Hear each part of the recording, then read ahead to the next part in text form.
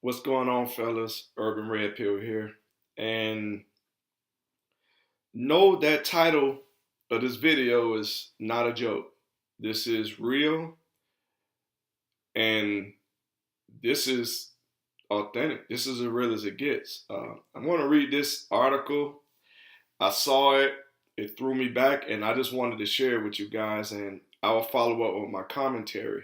But as I read it, I just want you to just put on your red pill goggles and listen to some of the phrases that this mother says to justify her doing this and a lot of her entitlement complex that is within this also. So without further ado, here we go. Mother wins $170,000 in child support for daughter 52 from deadbeat dad. That's the title. Article would be in the description box. San Diego, California. Go figure. A woman whose husband abandoned her and their young daughter nearly 50 years is getting the last laugh again. Tony Anderson's husband became a deadbeat in the early 1970s when he fled to Canada instead of sticking around to pay child support. In the ensuing years, Anderson worked hard to raise her daughter on her own. She was able to send her daughter to college after becoming an interior decorator. But when she learned her ex-husband had moved to Oregon, she went after him for the child support for her now 52-year-old daughter that he failed to pay all those years. Quote, I realized in the middle of the night, one night last year, hey, there's no statute of limitation on child support, end quote, Anderson told KGTV. However, due to all the time that had passed, Anderson was seeking a lot more than what she would have received when her ex abandoned the mother and the child. Anderson was originally supposed to get $30,000, but with 10% accrued interest, she was asking for more than $170,000. Quote, he was only supposed to give me like $160 a month. Well, that was 50 years ago. That today is a lot more money, said Anderson, end quote. Anderson said her ex-husband became a bit panicked when he learned about the lawsuit, but he later agreed to a settlement of $150,000. I'm very happy because I was panicked all these years. Now it's his turn, end quote. Fellas, I mean, it's 2019. It's getting to a point now where, you know, I don't know what rock some of these men are living under that are still sitting out here trying to justify the reason for procreating, having children. Now, I'm not trying to tell any guy whether he should have children or not, but what I am saying is, do you understand what environment that you're living in? Just really think about this, for example. Let's just say you want to have a son. The moment you have that son in the United States, that son belongs to the female in the state. What purpose is it for you to say, okay, I've got a son, but you cannot pass on your wisdom?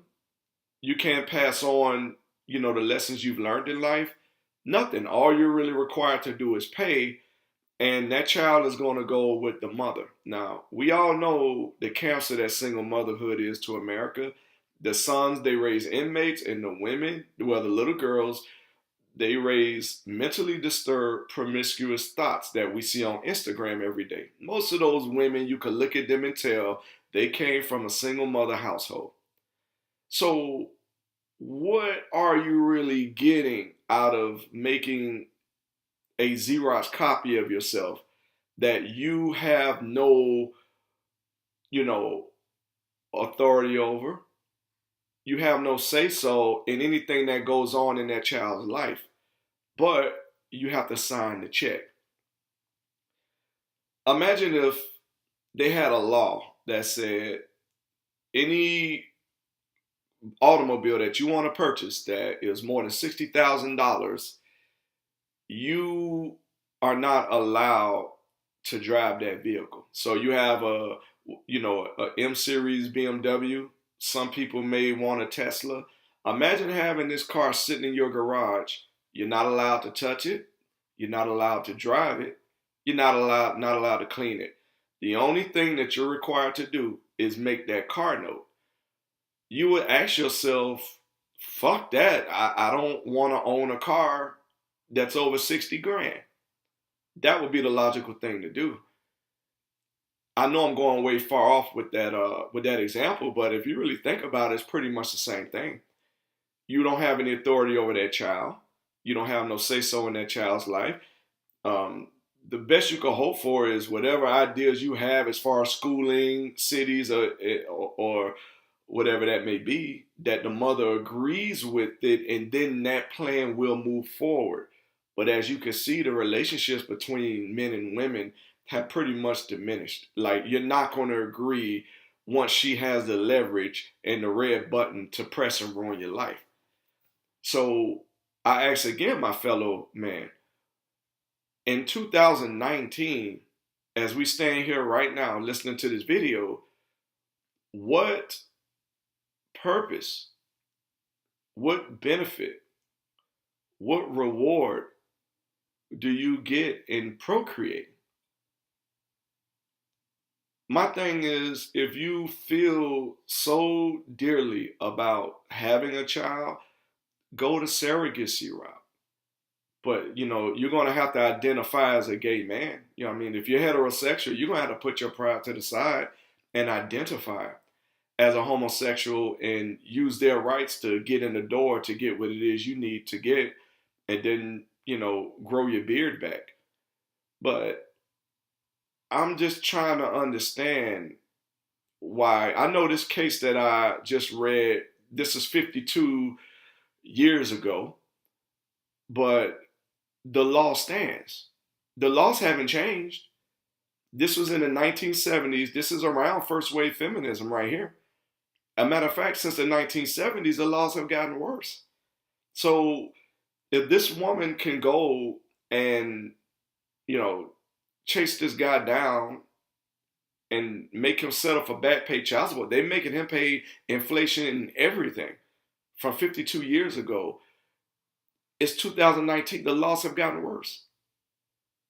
So I just can't wrap my hands around it. Sometimes I see guys talking about how bad they want to have children, and I start to wonder, is this really about procreation, or is this more about men looking at that as an easier purpose to aspire to?